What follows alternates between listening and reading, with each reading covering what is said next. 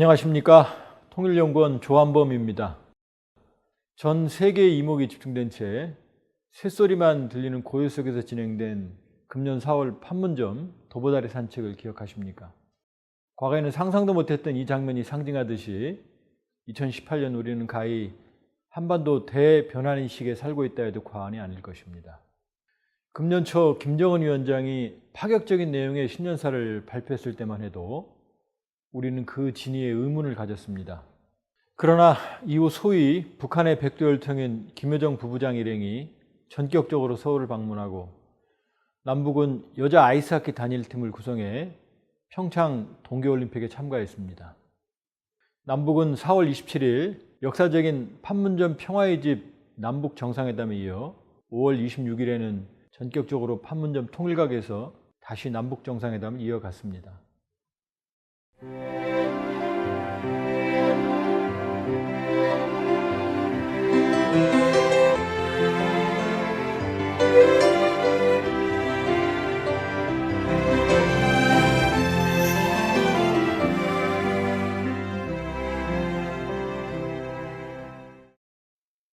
6월 12일에는 세계적 사건이라 할 싱가포르 북미 정상회담이 개최되었습니다.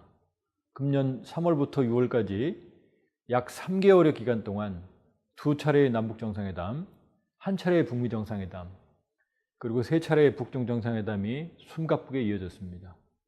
극한의 위기로 치닫던 지난해 말까지 한반도 정세에 비추어 그야말로 상전벽해의 변화를 할 것입니다.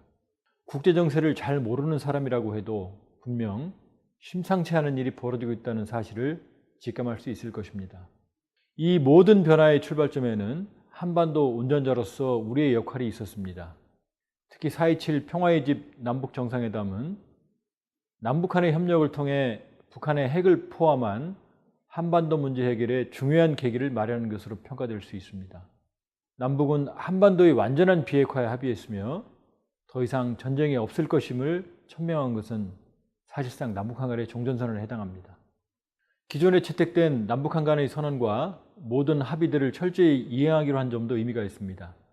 이에 따라 7.4, 6.15, 14 남북 공동소명은 물론 남북 기본합의서와 한반도 비핵화 관한 공동선언 등은 모두 다시 추진의 동력을 확보한 것으로 볼 수 있기 때문입니다. 5.16 통일각 남북정상회담 역시 큰 의미가 있습니다. 순항하던 남북관계 및 북미관계는 5월 중순 북한의 강경한 태도로 인해 위기가 발생했으며 급기야 트럼프 대통령은 예정된 싱가포르 북미 정상회담을 취소하게 이르렀습니다. 김정은 위원장의 요청에 의해 전격적으로 개최된 통일각 남북 정상회담은 이 같은 위기를 해소하고 남북 및 북미 관계 개선의 동력을 확보한 결정적 계기를 마련했다는 점에서 중요성이 있습니다.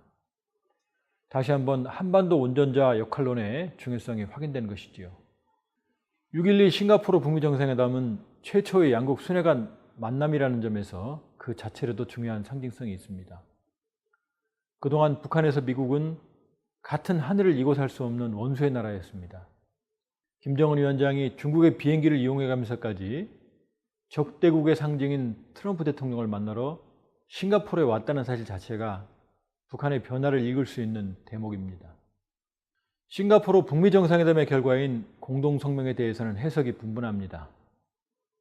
북한 비핵화에 대한 구체성의 결여와 CVID, 즉 완전하고 검증 가능하며 불가역적 폐기라는 용어가 누락된 것에 대한 지적도 있습니다. 그러나 싱가포르 북미 공동성명은 최초의 양 정상 간에 이루어진 것이며 그 이전의 모든 북미 합의는 차관급 또는 실무선이라는 점에서 중대한 차이가 있습니다. 논란이 되고 있는 미국과 이란의 핵 합의도 장관급에서 이루어진 것입니다. 한반도 비핵화의 주체를 김정은 위원장과 북한이라고 명시한 점도 주목해야 합니다. 또한 양 정상이 합의된 내용을 신속하고도 완전하게 이행해야 한다는 점을 포함한 것은 사실상의 의무조항으로 볼 수 있습니다. 다수의 의견에도 불구하고 싱가포르 북미 정상회담은 북한의 완전한 비핵화와 한반도의 항구적 평화체제 구축을 위한 계기를 마련하는 것으로 평가될 수 있습니다. 중요한 것은 합의된 내용들을 구체화하고 실천하는 향후의 과정입니다.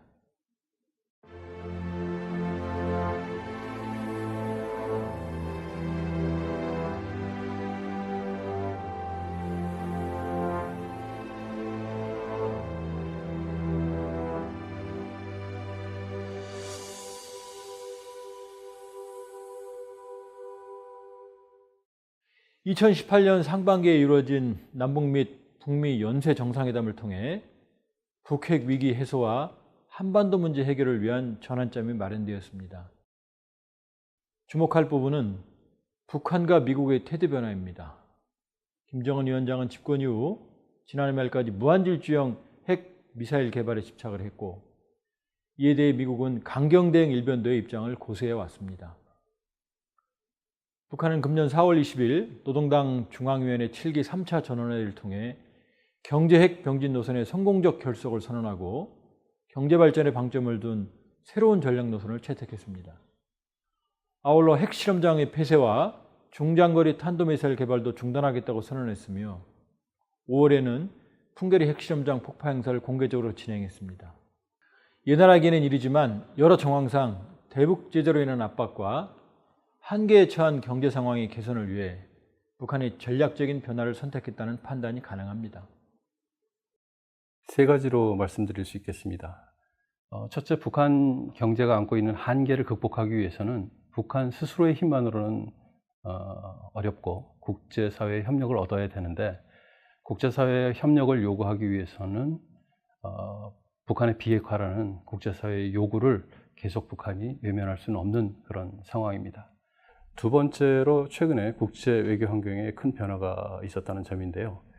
2016년에 미국에서 정권 교체, 그리고 2017년에 한국에서의 정권 교체 등 한미 동맹이 동시에 정권 교체가 되고, 또 동시에 대북 정책의 변화를 예고했습니다.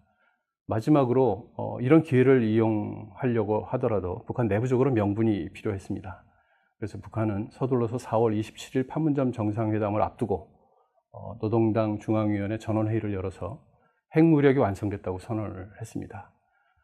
핵무력이 완성된 만큼 북한은 앞으로 핵실험이라든가 미사일 발사 시험 같은 것이 필요 없게 됐다고 선언한 셈이고, 따라서 미국이나 또 남한과의 협상 명분을 스스로 만들었다고 볼 수 있죠.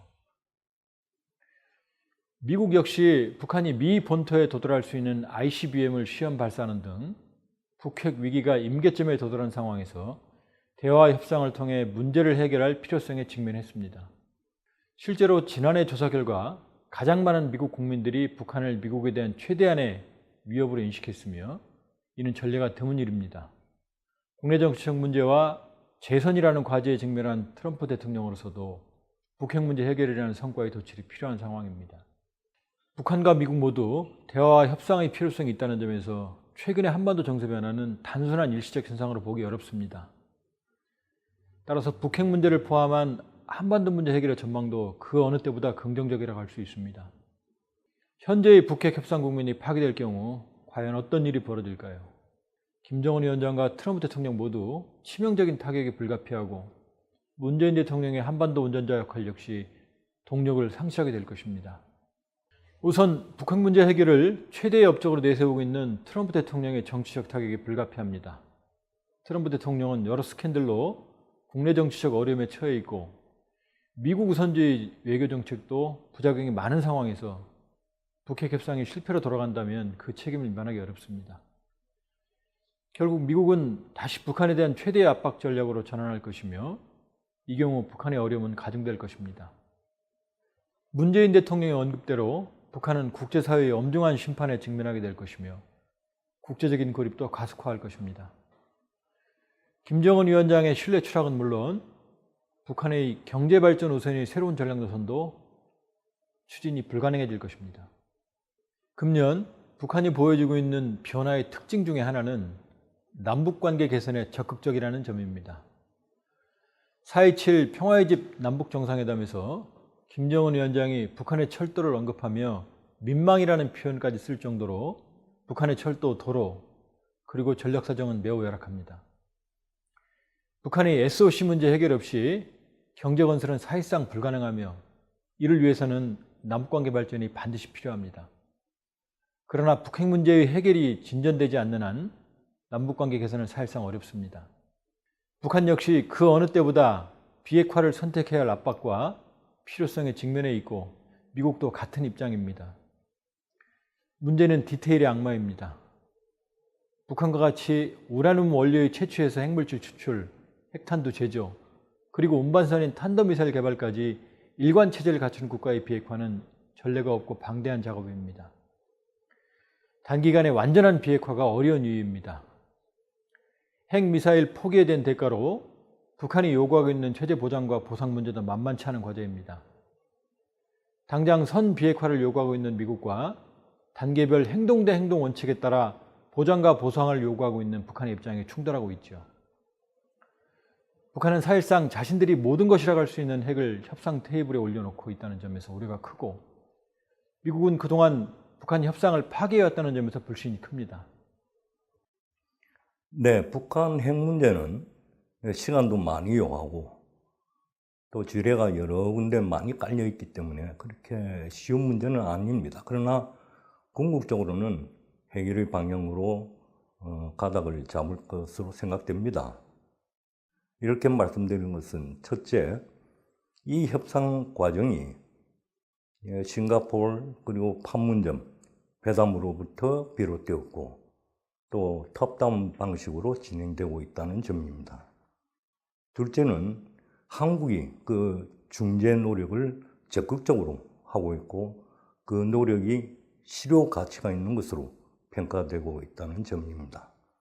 세 번째는 국제 정치를 움직여 나가는 기준과 규칙이 크게 지금 달라지고 있는데 이 새롭게 형성된 국제 질서가 북한 핵 문제를 해결을 촉진하는 그런 방향으로 가고 있다는 점입니다. 결국 우리가 어떻게 주도적으로 핸들링 하느냐 하는 데 달려 있다고 봅니다.